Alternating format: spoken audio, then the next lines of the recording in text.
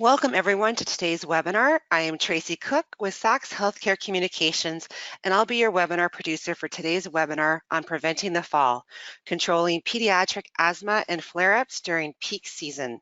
Our moderator is Bill Brewitt. Bill is currently Director of Clinical Education and Cardiorespiratory Sciences Program at the University of South Alabama in Mobile, Alabama. Bill is a member of the editorial advisory boards for 2 monthly healthcare publications, and he has published over 100 articles of interest on pulmonary topics. He has also given numerous presentations at state, national, and international gatherings. Bill has served on the board of directors and as president of the Association of Asthma Educators. He is currently serving on the National Asthma Educator Certifications Board of Directors. Bill, welcome. Thank you, Tracy, for that very kind introduction, and thanks to Philips for providing support for this educational activity. The title of today's seminar is Preventing the Fall, Controlling Pediatric Asthma and Flare-Ups During Peak Season. We are very fortunate to have an extremely qualified speaker today presenting on this very important and timely topic, Dr. Stuart Abramson. Dr. Abramson is currently the director and staff physician at Shannon Clinic in San Angelo, Texas. Prior to joining the Shannon Clinic, Dr. Abramson was Associate Professor of Pediatrics at Baylor College of Medicine in Houston, Texas. He has presented at over 300 invited lectures, presentations, and research seminars in the fields of allergy, asthma, and immunology. Dr. Abramson has published nearly 100 articles in peer-reviewed journals and is a reviewer for several scientific journals, including the Journal of Allergy and Clinical Immunology, Pediatrics, Respiratory Medicine, and Lung, to name a few. The speaker has disclosed he has no conflicts of interest associated with this presentation. Continuing education for physicians, a link to obtain CE credits will be available at the conclusion of the webinar. This activity is jointly provided by Synaptive and Sachs Healthcare Communications. The accreditation statement is on the slide in front of you, and support for this educational activity is provided by Philips Respironics. Continuing education for nurses and respiratory therapists, this educational activity is approved for 1 contact hour for nurses and RTs, and you can read the accreditation statement here.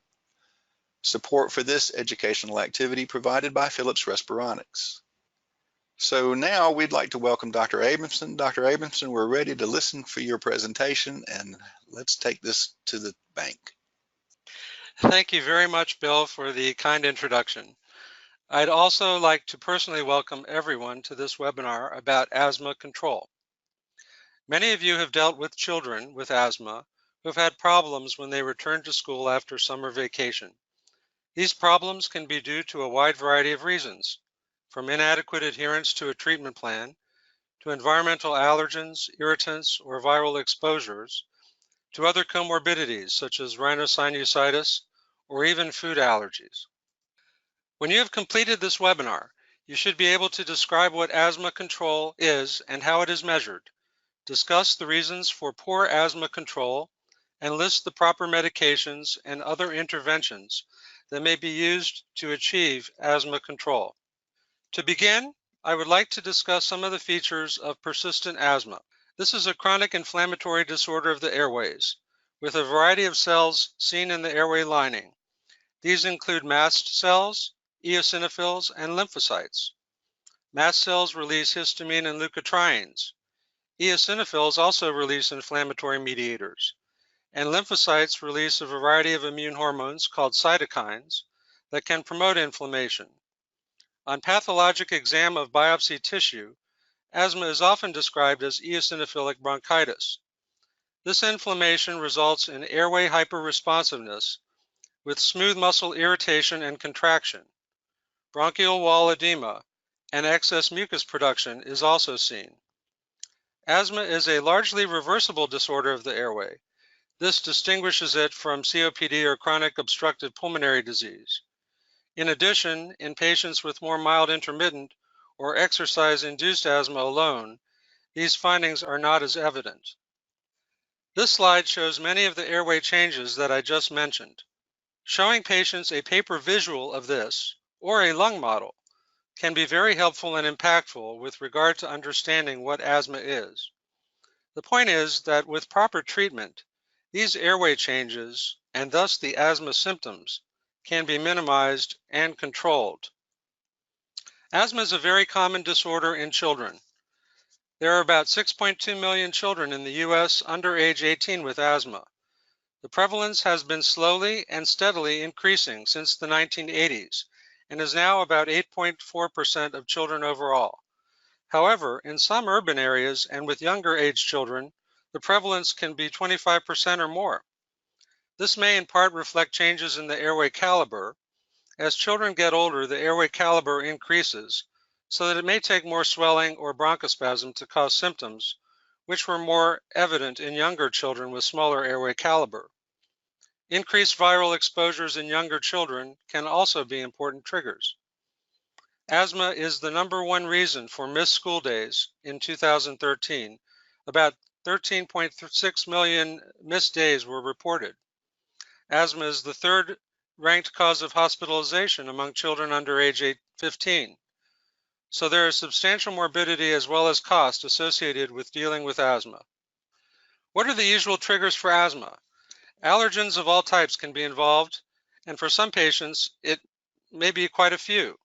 Some may have year-round triggers, whereas others may have more seasonal problems.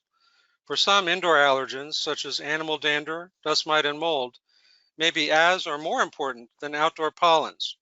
In addition, irritants can be major triggers. These include smoke, air pollution, strong odors, hot or cold dry air, and weather changes. Some schools have adopted an asthma-friendly environment to remove products with strong odors, such as certain cleaning products and markers and art supplies, as well as using dustless chalk. Another trigger is exercise, a very common one, that can often be addressed by pre-treatment 15 to 30 minutes before activity with 2 puffs of albuterol, or considering sports activities if a choice is given that may be less asthmagenic.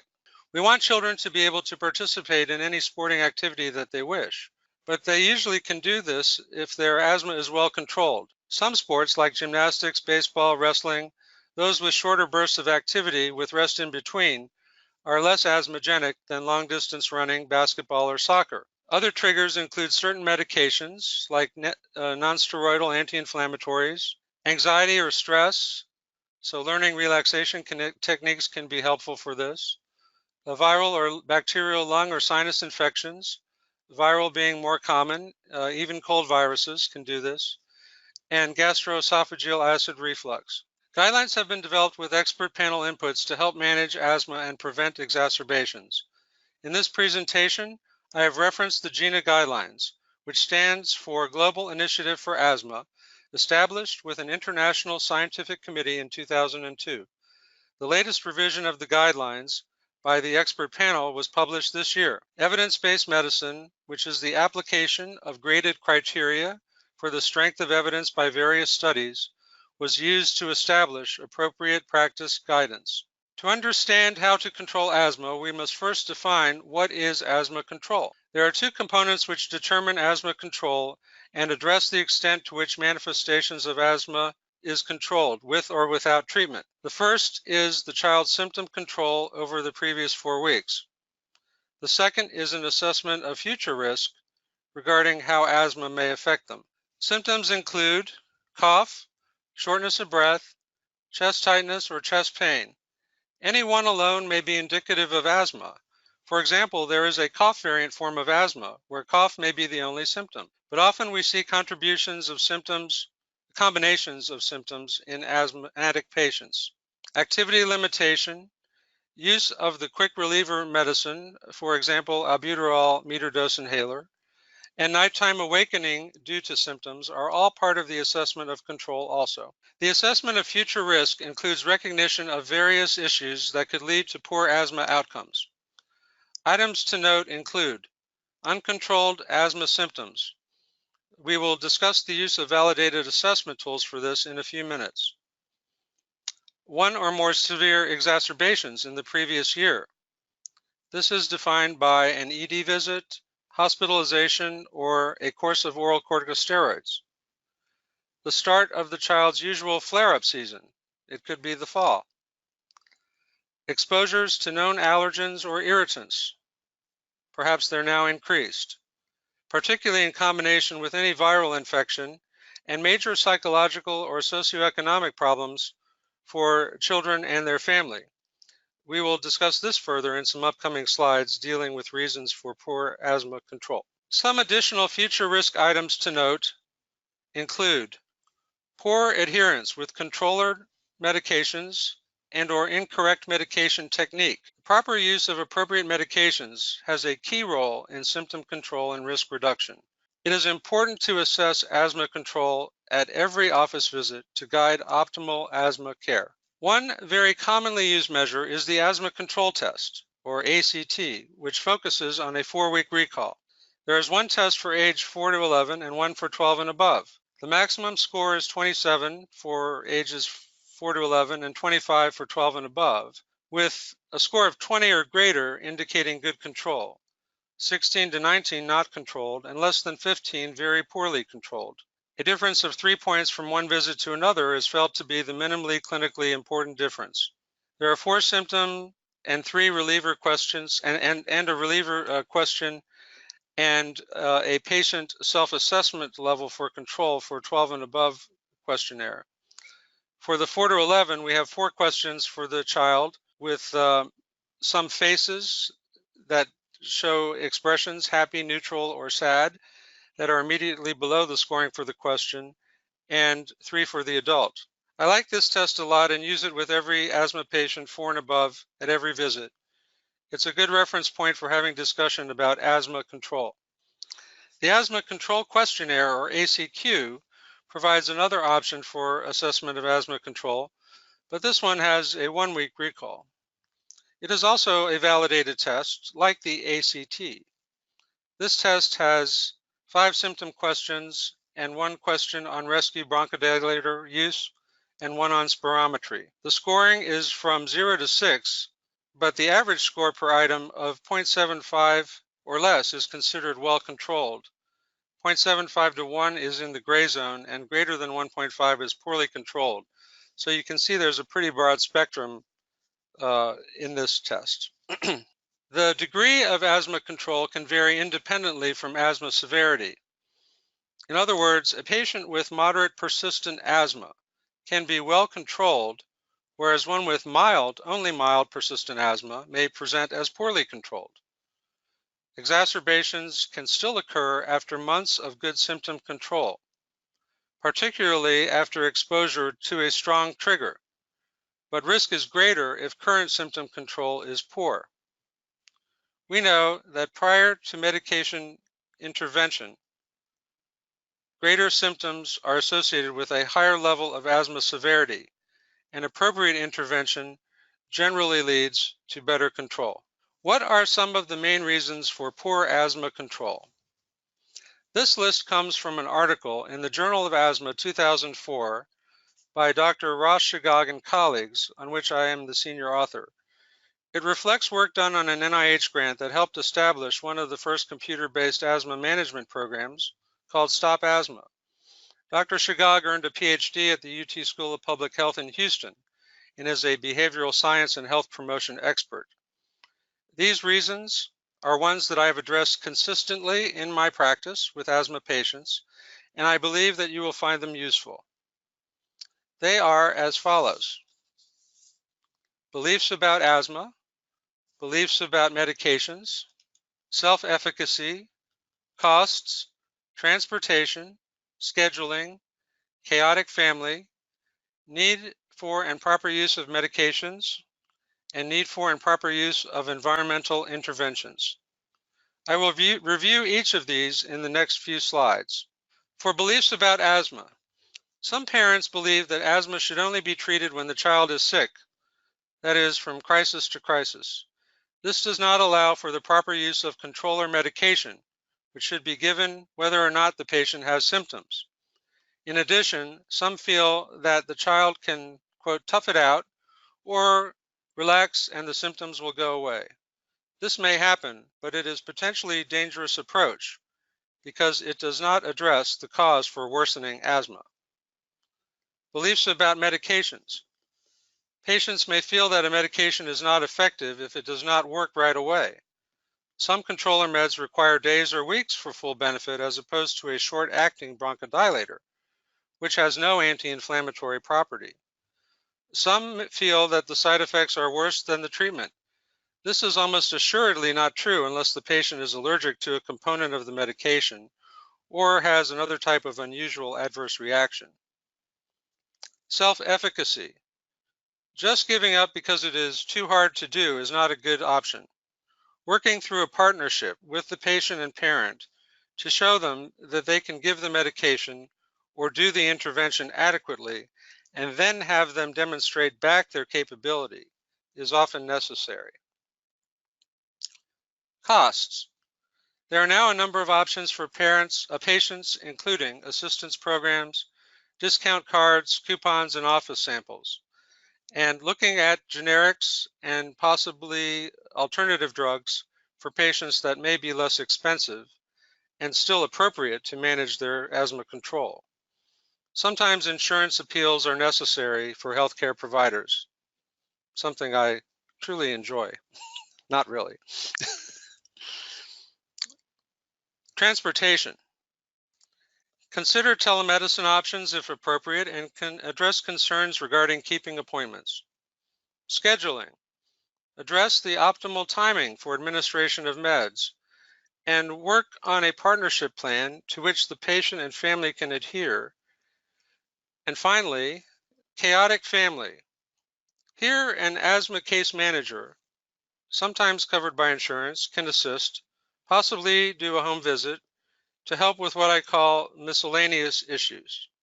There are a couple of other items in this category. The need for and proper use of medication. For example, poor medication technique and poor adherence are likely to lead to poor control. Education is the key to understanding the difference between a quick reliever and a controller medicine. Proper inhaler technique needs to be reviewed. We will address this again in a few slides from now. Pre-treatment with albuterol before exercise may be very beneficial with some children and should be included in a school asthma action plan, whether or not the child is old enough to carry the inhaler or needs to go to the school nurse for administration of the inhaler. The last point in this slide deals again with self-efficacy. Need for and proper use of environmental interventions. For example, allergen and irritants can affect rhinitis and asthma. For some patients, irritants may be more of a problem than allergens and vice versa. Typical irritants, again, include cigarette smoke, dust or particulates, strong odors, and air pollution. A high-efficiency particulate air control unit, or HEPA unit, for the bedroom, where you spend a third of your time, or another room may be beneficial.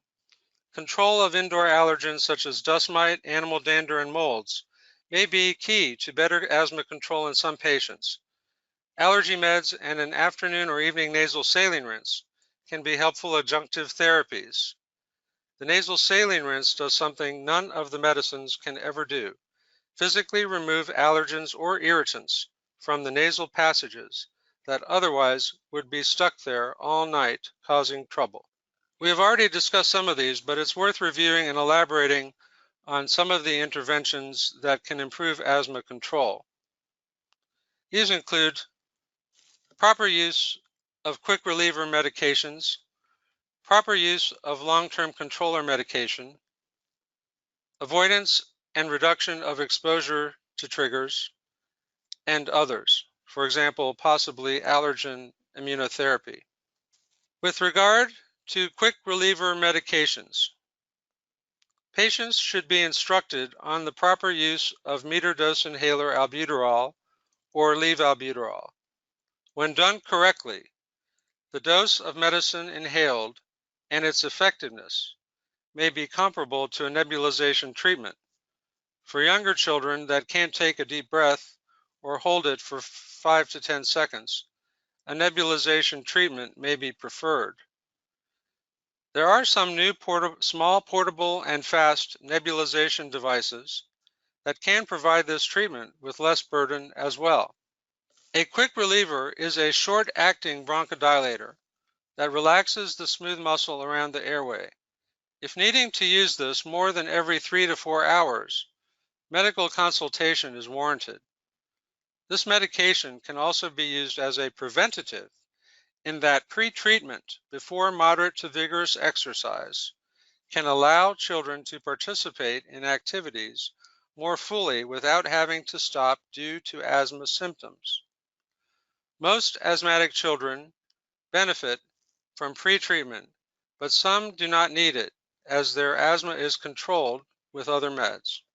We now move to the long-term controller discussion. A daily long-term controller is indicated for patients with persistent asthma. This is most commonly diagnosed as daytime symptoms more than twice a week.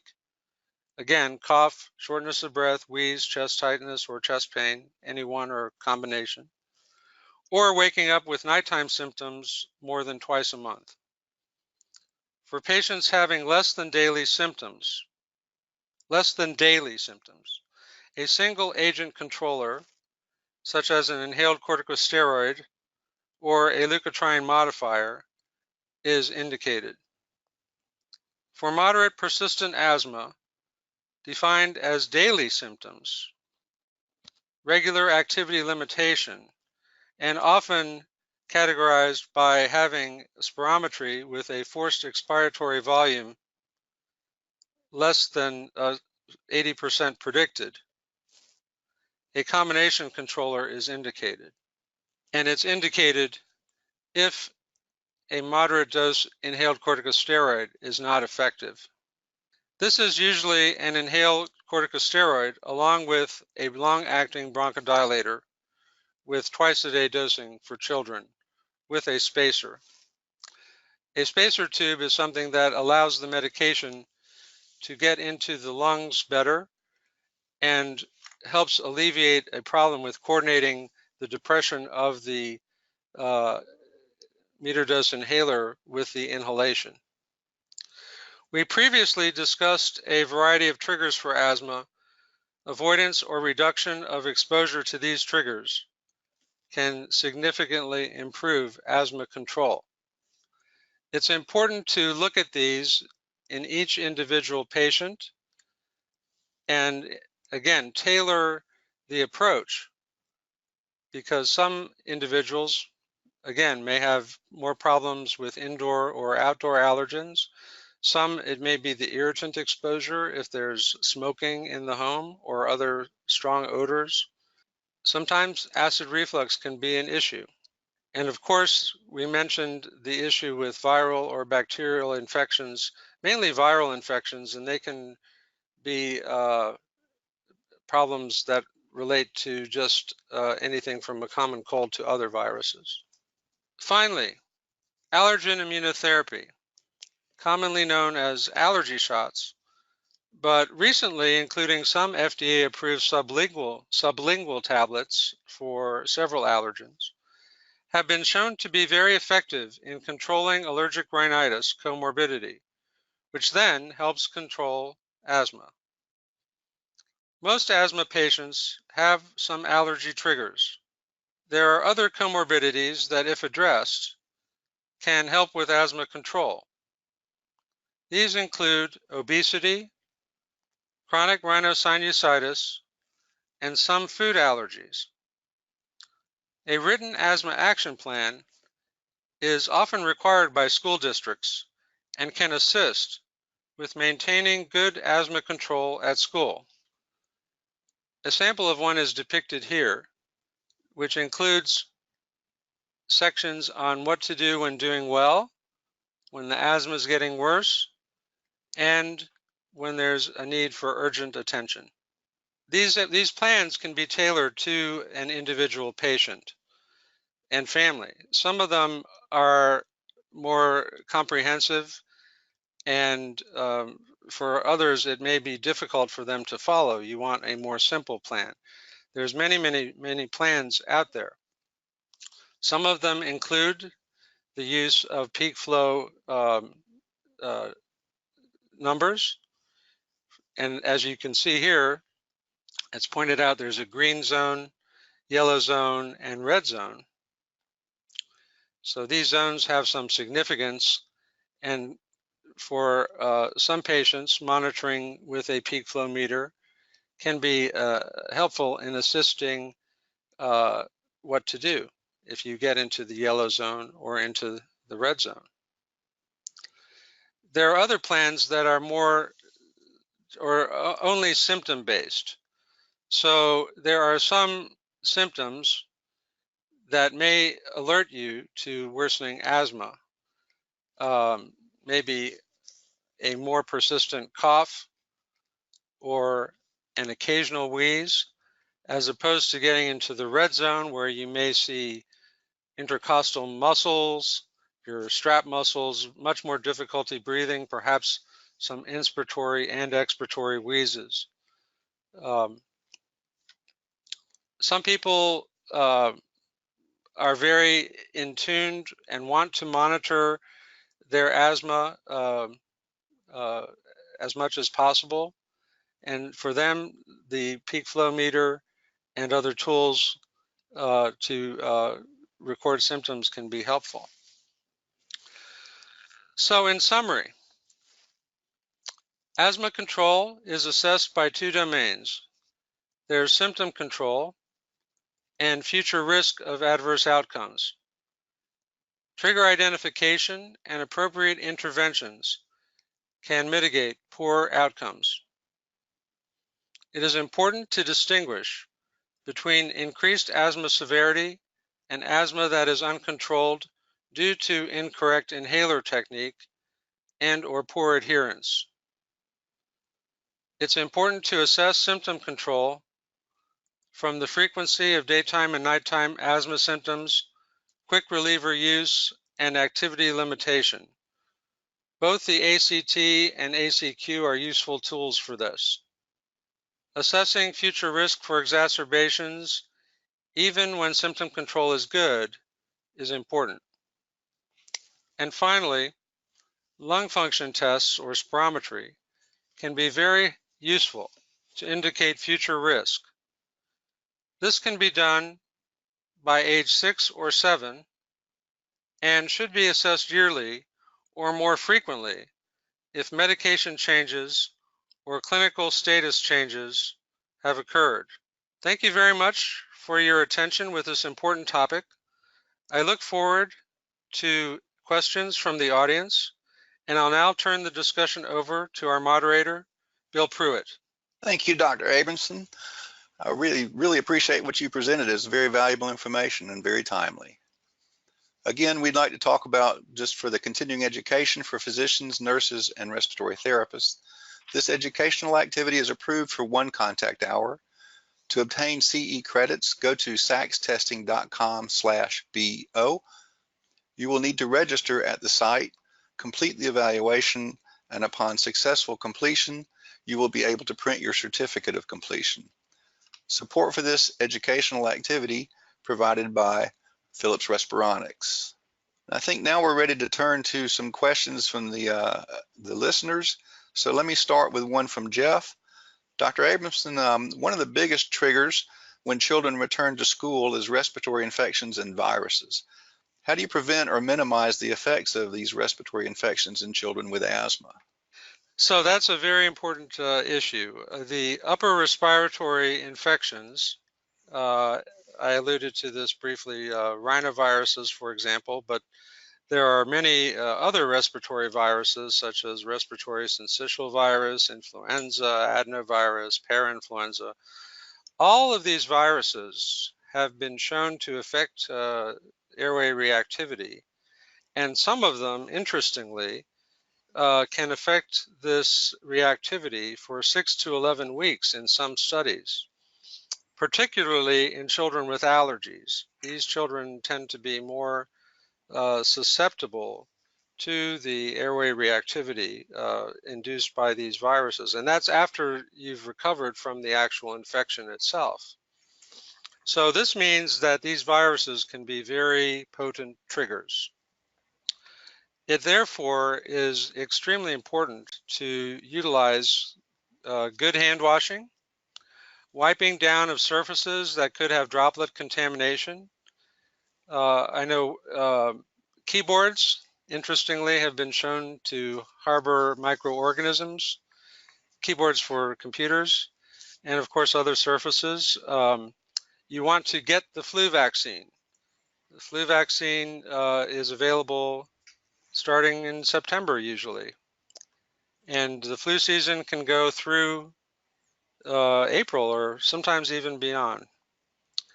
And staying on appropriate asthma medications to control symptoms is also an important strategy to help reduce the impact of these viruses on asthmatic children. So if you are under good control before you acquire this virus, then you are likely to have less severe problems once you have acquired the virus. Fortunately, not everyone is going to have a severe or even moderate necessarily exacerbation from viral infections. But we can't predict this. And some parents are very attuned to this, and so they know that in some seasons their children are going to have more problems. So utilizing the techniques that I acquired, I think, are about the best that we can do. We can't, unfortunately, keep everyone away from sick people. We try to do that, but when you can't do that, you try to do other preventive strategies. Right. Yeah, that's important. We had a question from Sarah. She asked, results from previous studies reveal that 2 out of 3 uncontrolled asthma patients in the U.S. believe that their condition is under control when in fact it may not be. Do you believe that part of the issue is that there is a disconnect between how a patient or a parent defines asthma control and how the doctor and the published guidelines define asthma control? Another good question. There are a number of patients where I find a disconnect between the perception of asthma control and the objective measure of lung function, for example. From my experience, this is actually most common in young adolescent males who don't want to be bothered by taking meds and think that they can just tough it out when they have a breathing problem. So here the parental input may also be helpful in determining the true state of control. However, it's worth noting that spirometry can show moderate obstruction without the patient having significant symptoms. So how does that happen? What this spirometry result means is that there is less reserve if the patient encounters a significant trigger before he or she may have significant problems with breathing than if the lung function were closer to normal. So we have to be concerned, although I don't just treat numbers. That's why we do spirometry, and we use that in combination with the subjective assessment of asthma control.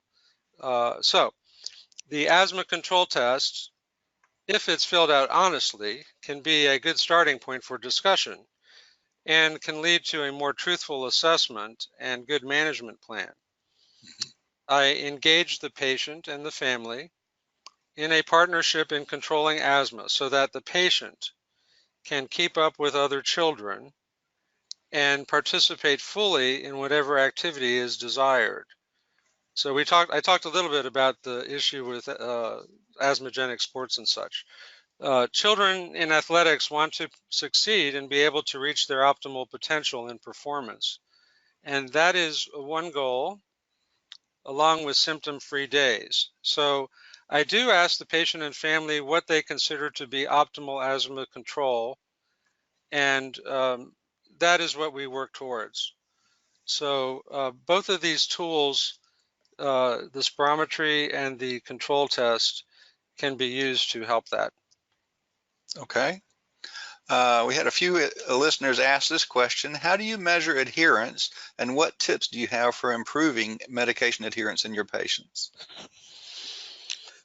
So medication adherence is first measured in our office by what's called medication reconciliation. The allied health professional reviews all the medicines that the patient is supposed to be taking along with a self-report of any new medications that are not on our list.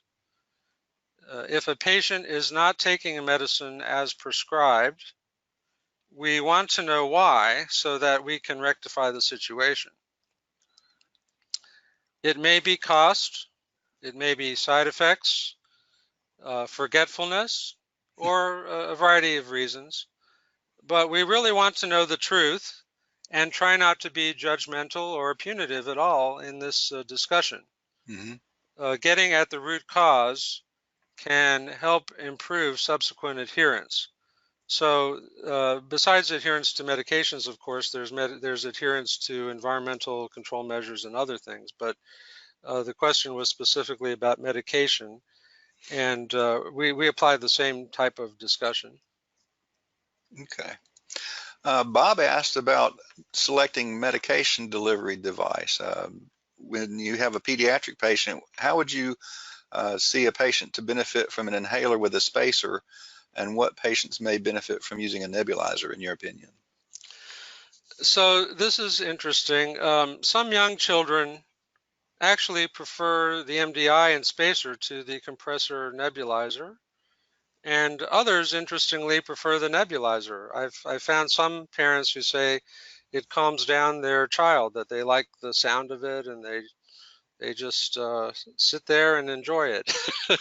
but another child may be a screaming Mimi, and then they need the face mask with the spacer. Right. Because you can't use the mouthpiece. They don't really know how to do that. So you have a spacer with a face mask. And some kids just scream again because of the face mask. They think, that's horrible. Mm. So there is some degree of patient preference, I would say, that we like to, deal with. I discuss the options with the family and we come to an agreement. And I note that that's not an irreversible decision. Often both of these can be used, but we really do try to transition all the asthmatic patients to the MDIs or the dry powder inhalers. There are some that are controllers as well as the albuterol that are approved by school age. And so those don't need a spacer or a nebulizer. Mm-hmm. Okay. Caleb asked this question related to the GINA guidelines. The published guidelines that came out in 2019 in the Global Initiative for Asthma, or GINA, no longer recommends the use of a short-acting beta agonist, or what they're calling a SABA, as the sole treatment for step 1. GINA now recommends that all adults and children greater than 12 years old should receive a symptom-driven treatment or regular treatments with a low-dose inhaled corticosteroid controller to reduce the risk of serious exacerbations. The question here from Caleb was, why wasn't this change implemented in children less than 12 years old? So the change in the GINA guidelines for eliminating short activity beta agonist only therapy in ages 12 and above is based on expert opinion with the evidence-based medicine, and it came out to be level B. Level B is not quite as good as level A, but it's still pretty good. It just means there's not as many studies, and maybe they're not as robust. So that's how that came about for 12 and above. The use of the low-dose inhaler corticosteroid in this population appeared to provide better control in reducing risk of exacerbations than just PRN bronchodilator therapy alone. Okay. However, such studies have not been evaluated adequately in children less than 12 to make this recommendation. So although there was there was only one study that was reported for below age 12. So they did not want to take that as enough evidence to make that recommendation at this time. Okay. Heather asked about triggers and asked what triggers may be unique to the school environment that's not necessarily found in a patient's home. So school should be considered the occupational environment for children. Ah, So we can think of asthma in schools due to triggers, in a sense, as occupational asthma.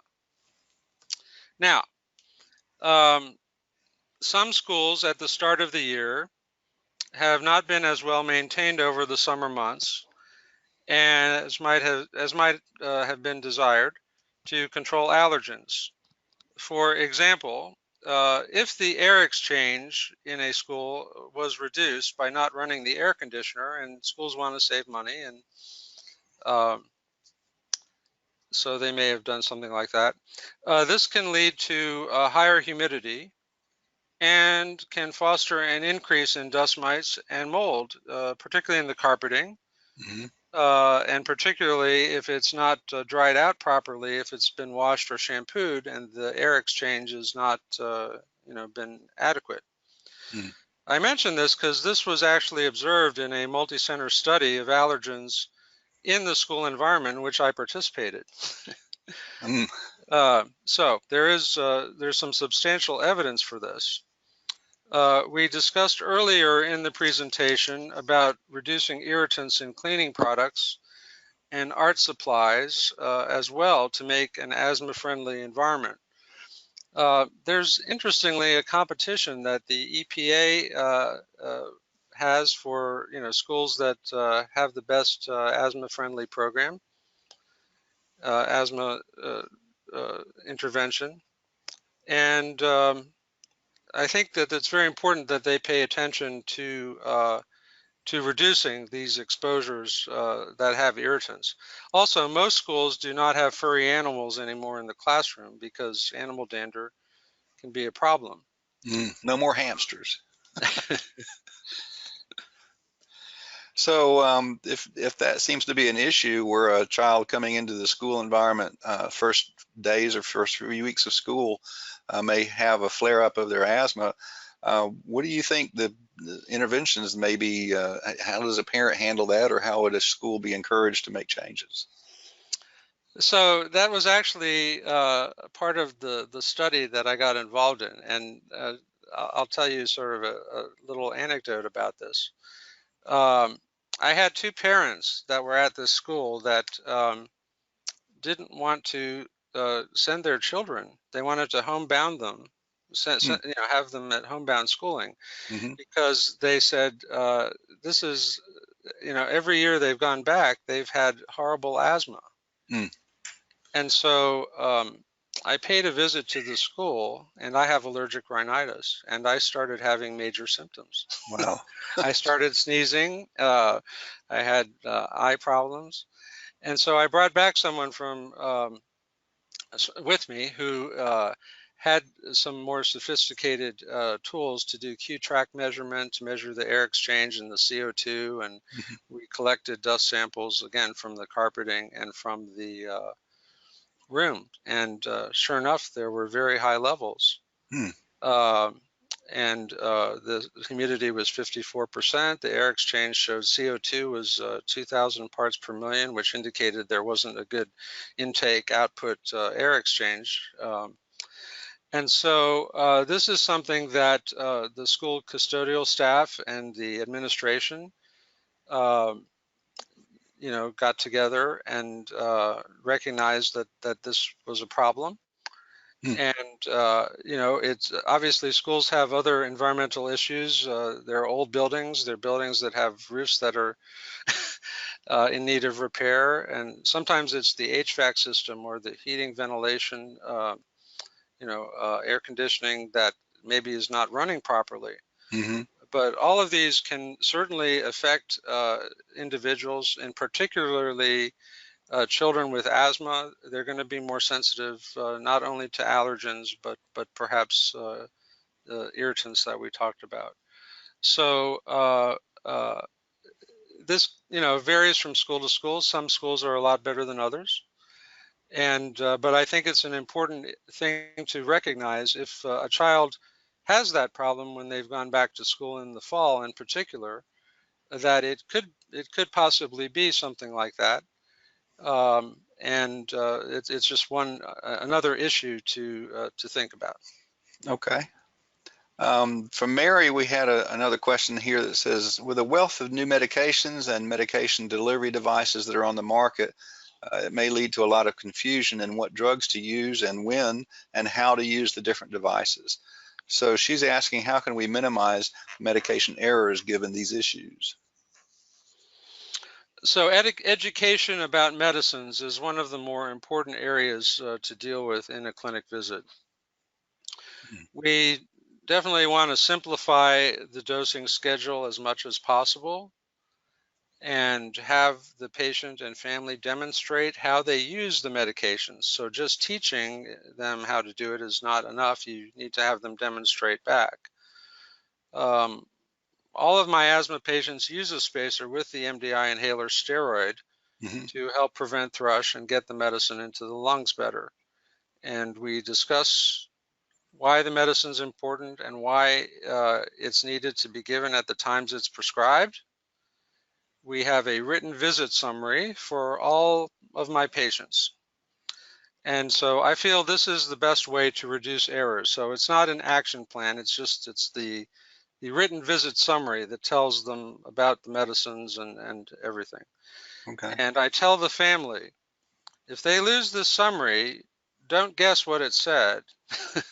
Please call our office and we'll give you another one, because I've had patients come in and we've had this all written down for them, exactly what to do, and they lose it, and then things don't get done like we wanted it. So um, it has information beyond just what is on the medication label itself, Mm-hmm. so that it can optimize their ability to adhere to the plan.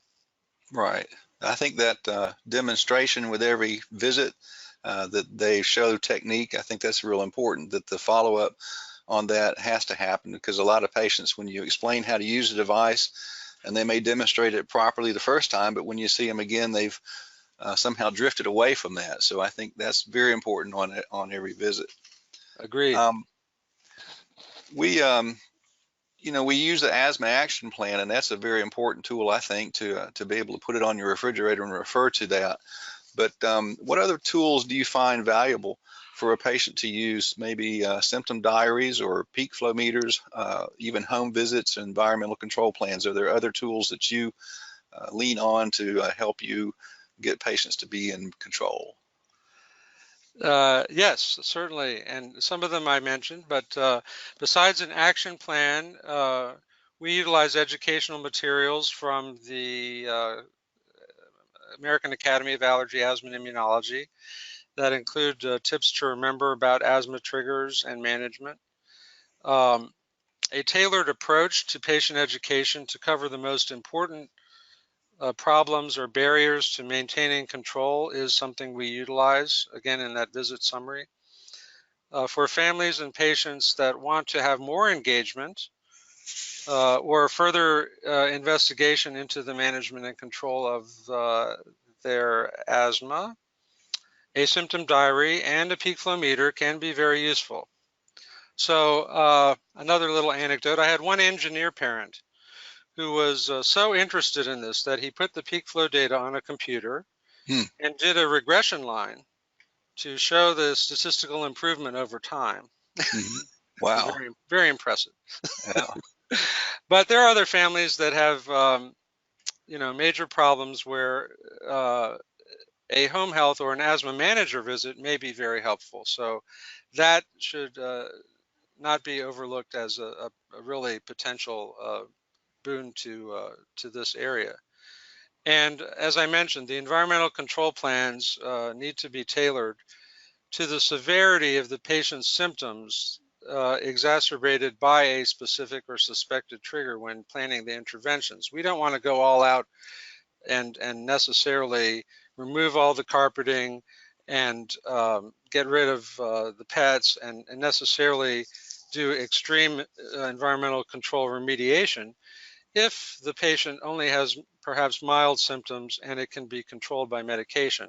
Mm-hmm. So I think it's very important to um, consider these environmental intervention tools um, and tailor it to the patient's asthma severity.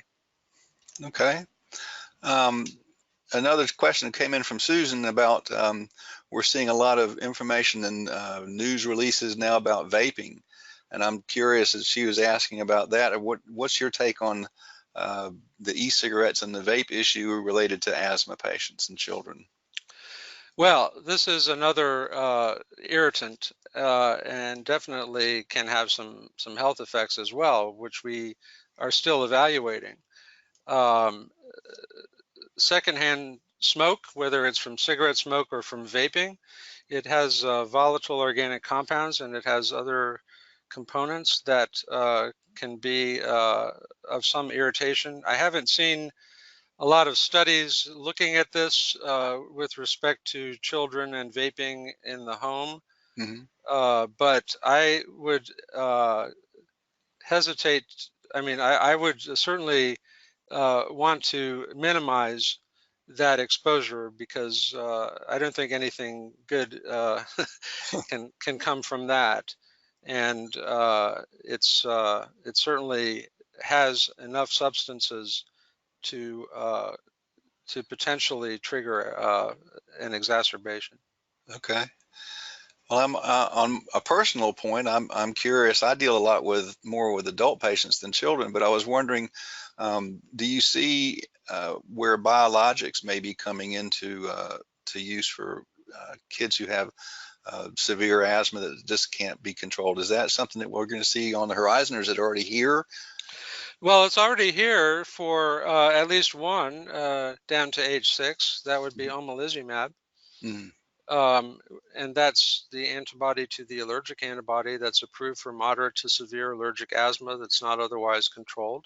Mm-hmm. We have other biologics. I'm sure that we'll eventually get approval at lower ages that also affect the cytokines that I alluded to in the initial talk, the initial slide about pathology.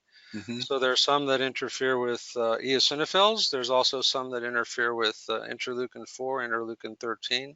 Mm-hmm. This is a very exciting area for me as an immunologist, as well as an allergist and asthma specialist. Mm-hmm. So I'm looking for opportunities to utilize this for patients that fit the category. Now, it's mainly for moderate to severe. They're approved now in adults for those types of patients. Right. Okay. I'm also curious. Again, personal question here. A few more. Are you utilizing pheno as far as the exhaled nitric oxygen, not nitric ox? I can't get the word out, but Exhale nitric oxide. there we go. Yeah. Personally, I have not utilized that in my practice, although we did use it as a demonstration for a while, and Mhm. I felt that my overall diagnostic and management efforts were not markedly enhanced by that. Mhm. But certainly it has been approved, and the ATS, the American Thoracic Society had published guidelines for that. Mhm. And it's a very sensitive measure of airway inflammation. So I think, the jury is probably still out in terms of how well it is going to work out compared to just spirometry and other evaluation measures. Right. Okay. I think you mentioned it briefly in the slide set, but I'm wondering about your thoughts on telehealth, telemedicine. Is that going to have an impact as we move forward? I think we're kind of wondering how that may change the scene in healthcare. Have you seen that much in your practice? Yes, well, we're starting to adapt that. Certainly, it's covering many specialty areas, Mhm. and the allergist immunologists want to play a role in this as well. So remote management can include sometimes tele, uh, telemedicine with data, like from spirometry, perhaps. Mhm. Right. Certainly, that's been useful for cardiac patients with their cardiac monitoring. So asthma monitoring may be an option. But many of these, a lot of the visits that we want to have with our patients to keep them in good control are what we call, well visits, or visits to continue them on good control. Hmm. And some families don't want to come in unless it's they're a sick visit. Right. But we know from experience, and there's other studies that show, that to maintain control, it's really helpful to have a preventative care visit, or a visit to assess how you're doing. So these telemedicine visits can be less expensive. Hmm. They're less disruptive to the family. Some of these families have to take off work, and they lose a lot of money Right. in addition to transportation. So I think this is really a important feature in the future for our practice. Okay. You mentioned also in the talk about sometimes that with the younger males are a little bit more resistant to change, or resistant to really recognizing what's going on with their asthma. I think the term we've used a lot is the poor perceiver. And how do you handle a poor perceiver with a child who's thinking that my asthma is not that bad, or with the parent who's saying my child is not that bad? So it's helpful to have an objective measure of lung function, Hmm. and although that's a point in time and it may not necessarily show obstruction, oftentimes it may show mild or moderate obstruction. I've seen moderately severe obstruction even where the patient had a good asthma control score. Hmm. So we also want to point out to these parents and the kids that although they think they're doing well, they might actually do a lot better if they were taking the medicine, because then they don't have to stop because of coughing or wheezing. Right.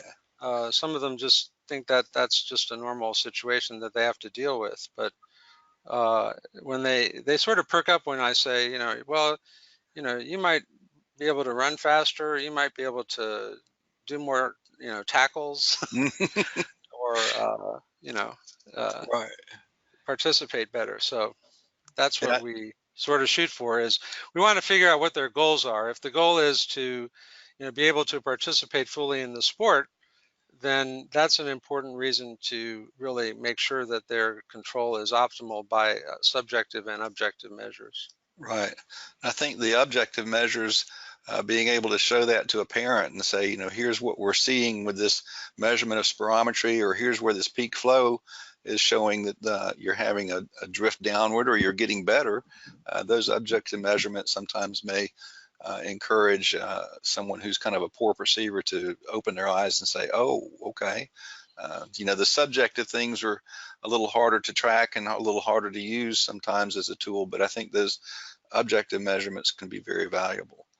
So I guess we're at the point of maybe any last comments or wrap up on your side, Dr. Abramson. What else can we add to this presentation?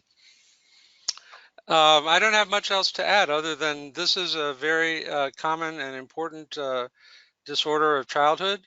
And I appreciate all the efforts that primary care physicians and others take to uh, help control this disorder. And I appreciate when there's a need. We didn't talk much about this, when to refer, but certainly colleagues in allergy immunology as well as pulmonology are ready to help with this. Right. I think, we touched on this a little bit, but a team approach and a multidisciplinary approach often can help provide all the tools and all the information and give the educational points. Sometimes you're very limited on the physician side to dig deep into this, where it may fall to a nurse or a respiratory therapist or a pharmacist or other folks on the team to be able to pick up the ball and run with it a little bit farther in order to help these asthma patients get better control. So yes, we talk actually. So the Certified Asthma Educator Program and the National Board certification for this is a very good program to certify those individuals who demonstrate expertise in this area. We have one in our practice. right. Well, we have two, including me, but and I know you are as well. So Yeah, I've found that to be a very valuable training and test to go through and learn about it. I thought, as a respiratory therapist, I thought I knew about asthma, but when I started digging in to get ready to take that certification, I realized there's a whole lot more out there that I needed to know and learn about.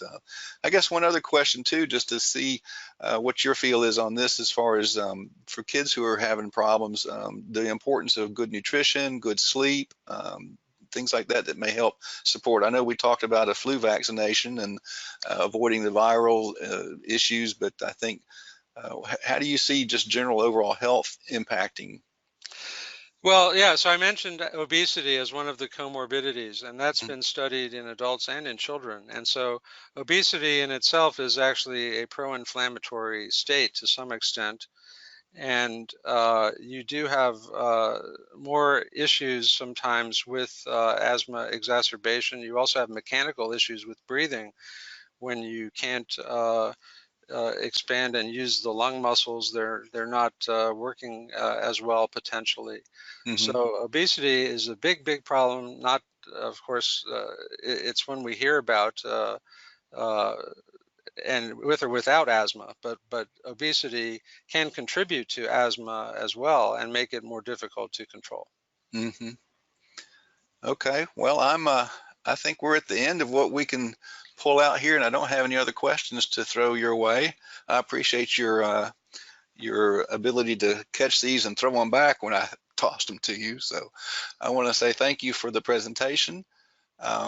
It was a great one, and I think we had a lot of good valuable information that was distributed here. Thank you So very much. thank you. And thank you, Bill, and thank you to Dr. Abrahamson. We'd like to thank you for such an informative presentation today, as well as Philips for their support of this educational activity. And on behalf of Sachs Healthcare Communications, Philips, and our presenters, thanks for joining us today, and have a great rest of your day. Thank you.